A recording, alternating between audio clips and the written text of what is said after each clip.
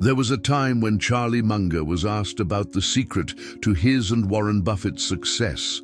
The person expected to hear about sophisticated strategies, complex mathematical models, secrets kept under lock and key. But Munger, with that dry and direct manner that characterized him, answered something that made everyone uncomfortable. Most people don't fail from lack of knowledge, but from excess of it. It seems contradictory, almost offensive, especially in a society that idolizes diplomas and certifications. But when you stop to really think about it, you realize he was talking about a silent trap that captures millions of people every day. The addiction to learning that replaces the act of doing. Look at the irony of the situation. You open Instagram and see someone announcing yet another course on how to be an entrepreneur, yet another book on millionaire mindset, yet another masterclass on productivity. And there's always that crowd buying, taking notes, creating organized folders with all the material, marking pages with colorful post-its, feeling that good sensation of evolving. But then a year goes by, 2, 3, and nothing has happened. The person has become an expert in consuming content about success, but remains in the same place. They've become hostage to what I call the illusion of progress. That sensation that studying about something is the same as doing something. Munger realized this early in life. He saw brilliant people with above-average IQ, impeccable education, who knew how to quote authors, theories, formulas, but who never built anything relevant. And he saw other people, sometimes with less academic background, who simply started. They failed badly, got up, adjusted, failed again, but always in motion. And in the end, it was these people who got somewhere. Because there's an inconvenient truth that nobody likes to admit. Knowledge without execution is entertainment. It can be interesting, it can make you seem intelligent in a bar conversation, but it doesn't change absolutely anything in your real life. The thing is that starting hurts. It hurts because you need to confront the brutal distance between what you imagined and what you can deliver. When you're just studying, planning, dreaming, everything is perfect in your head. You're the protagonist of a movie where everything works out. But when you really start, reality knocks on the door. You discover you're not as good as you thought, that the market wasn't waiting for you, that genius idea has already been tried by 10 other people, that you don't have all the necessary skills. And that's humiliating. So what does the majority do? They go back to safe mode. Let's study a little more, let's prepare better, let's wait for the right moment. Except the right moment is a myth. It's a well-dressed excuse that your brain created to keep you in the comfort zone. Munger knew this. He and Buffett didn't wait to have absolute certainty about each investment. They operated with probabilities, made calculated bets, but always with the awareness that they could be wrong. And when they were, they didn't stay paralyzed, analyzing the error for months. They adjusted quickly and moved forward. This ability to act in uncertainty, to accept that you'll never have all the answers before starting, is what separates those who build something from those who spend their lives preparing to build. There's a classic experiment that illustrates this perfectly. A ceramics professor divided the class into 2 groups on the first day of class. To the first group, he said, "You will be evaluated by quantity. At the end of the semester, I'm going to weigh all the pieces you produce. 50 kilos of ceramics is worth an A, 40 is worth a B, and so on." To the second group, the rule was different.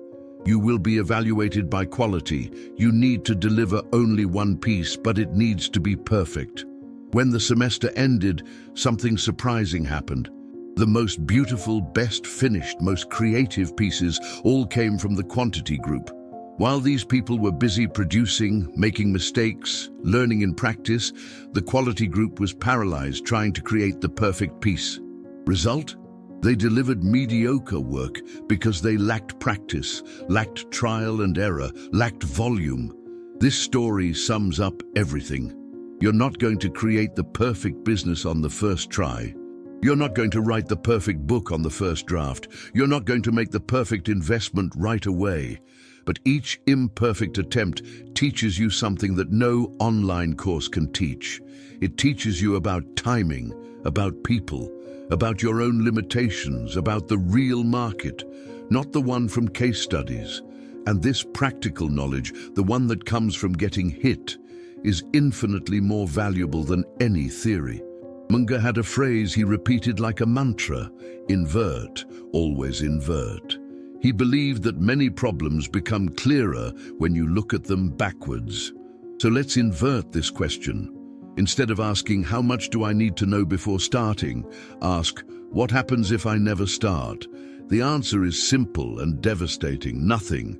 You can have the entire library of human knowledge inside your head, but if you don't transform that into action, you're just an erudite spectator of your own life. The worst part is that we live in an era that encourages this. It's never been easier to consume information. Podcasts, audiobooks, online courses, newsletters, Twitter threads explaining complex concepts in 10 tweets. It's all there, available, accessible. And there's genuine pleasure in it. You feel like you're evolving, that you're getting smarter, more prepared. But this pleasure is treacherous, because it gives you the emotional reward of progress without requiring the risk and discomfort of execution. It's like eating fake food and thinking you're nourishing yourself. And there's another problem. The more you learn, the more you realize how much you don't know. This can be liberating or paralyzing, depending on your mindset. For Munger, it was liberating. He loved discovering he was wrong, that there was an angle he hadn't considered.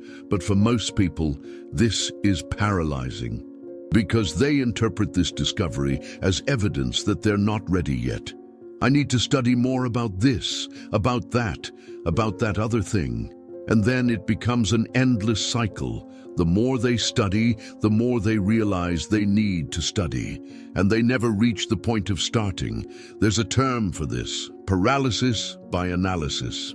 It's when you become so obsessed with analyzing all the variables, all possible scenarios, all risks and opportunities, that you end up making no decision at all.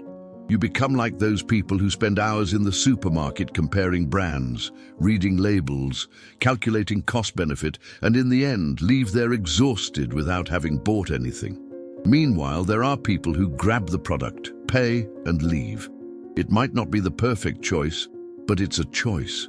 And choices generate results, even if they're bad results, because even bad results teach you something. Munger used to say that the best decision is one you can reverse. If you can go back, then the cost of making a mistake is low. And if the cost of making a mistake is low, it doesn't make sense to spend months analyzing. Just go, test, see what happens. If it goes wrong, go back, adjust, and try again. But most people treat every decision as if it were irreversible, as if a mistake were the end of the world. And then they stay in that mode of analyzing eternally, waiting for certainty that will never come. The funny thing is that Munger and Buffett's own history proves this. They made mistakes. They made bad mistakes, in fact. Buffett bought a bankrupt textile company that gave him a huge loss. Munger made investments that didn't work out, but they didn't get traumatized by it. They didn't go back to the study room to spend another 5 years preparing.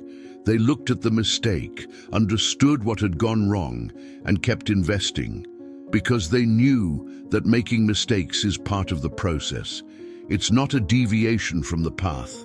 It is the path itself. And there's another thing. The more you postpone the beginning, the more fear grows. It's like that college assignment you leave for the last minute. At first, it seems calm. Oh, I have a month. There's time. But then you don't start, and the deadline keeps approaching, and the anxiety keeps increasing.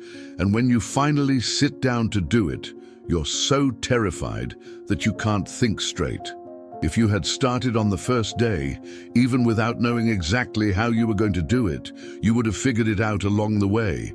But since you waited too long, now you're under pressure, and the result comes out worse than it could have been. The same thing happens with life projects. That person who's wanted to open a business for 5 years but never starts. With each passing year, the idea becomes more frightening, because now they've invested so much time thinking about it that the project has gained gigantic emotional weight. If it goes wrong, it won't just be a business that failed, it will be 5 years of expectation that crumbled. So they keep studying, planning, waiting, because the fear of failing has become greater than the desire to try. Munger understood that knowledge has a point of diminishing returns. At the beginning, each new thing you learn adds a lot, but after a certain point, you're just accumulating information that won't change your decision. It's like studying 50 books about swimming before entering the pool. The first books give you a basic notion, but from the 10th book onward, you're just postponing the moment of getting your feet wet. And the truth is that you'll only really learn to swim when you get in the water. It might be awkward at first, you might swallow water, but that's how it works. He also talked a lot about mental models, about the importance of having frameworks for thinking. But the big insight is that these models only make sense when you use them in practice. It's no use memorizing 50 cognitive biases if you never make a decision to apply this knowledge. It's like knowing all the rules of chess, but never playing a game. You can explain how each piece moves, but you don't really know how to play, because playing involves timing, intuition, adaptation, things that only come with practice. And there's something nobody talks about. Starting imperfectly is uncomfortable, but it's also liberating. Because when you finally take the first step, all that accumulated anxiety begins to dissipate. You leave the field of imagination, where everything is possible but nothing is real, and enter the field of reality, where things are limited but concrete. And there's something deeply satisfying about that. Even if the result isn't what you expected, at least it's a result. You've left zero. You exist in the real world now, not just in your head. Munger was always a practical guy. He had no patience for beating around the bush, for theory's sake. He wanted to know, does this work in the real world? Does this generate results? If the answer was no, he discarded it, no matter how elegant the idea was. And this practicality came from experience, from having started things, from having made mistakes, from having learned in practice what worked and what didn't. He wasn't an academic who spent his life studying the world from afar. He was in the game, making decisions, risking capital, dealing with the consequences. And here's a truth that might hurt. Most people who get stuck in the cycle of studying more before starting aren't really seeking knowledge. They're seeking emotional security. They want the guarantee that they won't fail, that they won't be embarrassed, that they'll seem competent from day one. But that guarantee doesn't exist. It never existed. Munger didn't have that guarantee. Buffett didn't have it. Nobody who built something relevant had it. What they had was the courage to seem incompetent at the beginning, to make mistakes in front of others, to learn in public. And you know what's most interesting? When you finally start, you realize that all that stuff you thought you needed to know wasn't that important after all. You discover that 20% of knowledge solves 80% of problems. The rest is detail, it's refinement, it's optimization for later. But at the beginning, you don't need perfection. You need action. You need to put something in the world, see how people react, adjust, improve. It's an iterative process, not linear. Munger had a concept he called circle of competence. The idea was simple. You need to know where you're good and where you're not. And when you're not good at something, either you learn quickly or you find someone who is. But the crucial point is, you only discover your circle of competence by trying things. You can't map this theoretically. You might think you're good at something and discover you're not, or you might think you're bad and discover you have talent, but you only find out by doing. And there's another side of the coin. While you're studying, the world is moving. Opportunities arise and disappear. Markets change. Technologies evolve. That idea you had 3 years ago and kept perfecting, someone has already executed a worse version of it and is profiting. Not because they were smarter than you, but because they started. And in the time you spent planning the perfect version, that person already made mistakes, corrected, pivoted, found product market fit, and now is ahead. This doesn't mean you should act without thinking. Munger never defended impulsiveness. He defended informed action, but action. There's a huge difference between acting without planning and planning without acting. The first is irresponsible. The second is cowardly. The ideal is the middle ground. You plan enough not to mess up, but not so much that you never start. And where is that point? There's no universal answer. It depends on the context, the risk involved, the cost of making a mistake. But as a rule, if you've been preparing for something for more than 6 months, it's probably past time to start. Another thing Munger talked about was the importance of having skin in the game, an expression that Nassim Taleb popularized. The idea is simple. When you have something to lose, you really pay attention. When you invest your money, your time, your reputation in something, you learn fast. Because now there's consequence. It's no longer a theoretical exercise. It's real, and this type of learning is infinitely more effective than any course. Think about a trader who's operating with real money versus someone who's doing simulations. Both might be using the same strategies, but the first will learn much faster. Because when the money is real, every decision matters.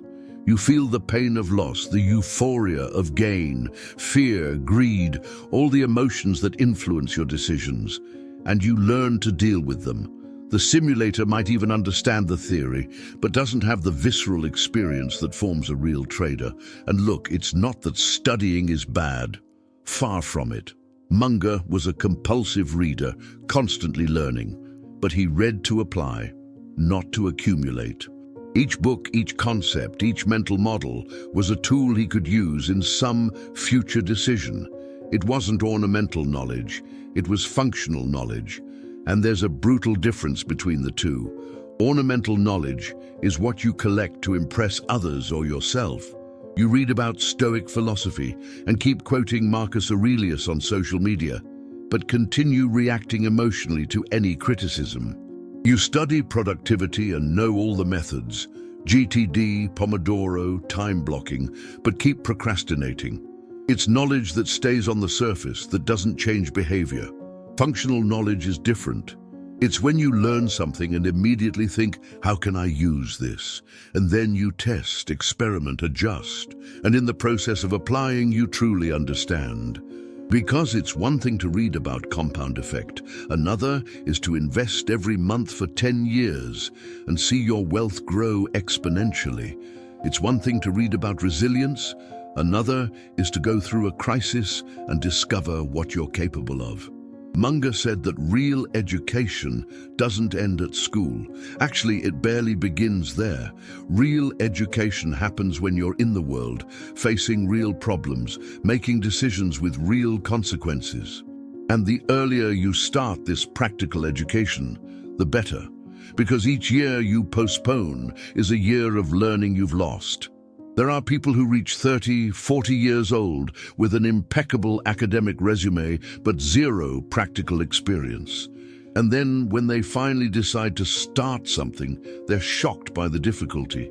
But I studied so much, how can it be so difficult? Because studying and doing are completely different games. One requires memory and comprehension. The other requires courage, resilience, adaptability, social skills, timing, and these things aren't learned from books. So in the end, what was Munger saying when he said that knowing too much can prevent you from starting? He was saying that knowledge without courage is useless, that you can have the most detailed map in the world, but if you don't take the first step, you'll die at the starting point. That perfection is the enemy of execution. That making mistakes while doing is infinitely better than getting it right theoretically. And if you're reading this and recognized a bit of yourself in this description, if you realized you've been spending more time preparing than doing, here's a tip that can change everything. Choose the smallest possible version of what you want to do and start tomorrow. Not in a month, not when you finish that course, not when conditions are ideal. Tomorrow. Want to write a book? Write 1 page. Want to open a business? Make the first sale, even if it's to a friend. Want to invest? Buy the first stock, even if it's with $100. Because what matters isn't the greatness of the first step, it's the fact that you took it. After that, the second step gets easier, and the third even easier. And before you realize it, you've left that paralysis and you're in motion. And motion, even imperfect, always beats static perfection.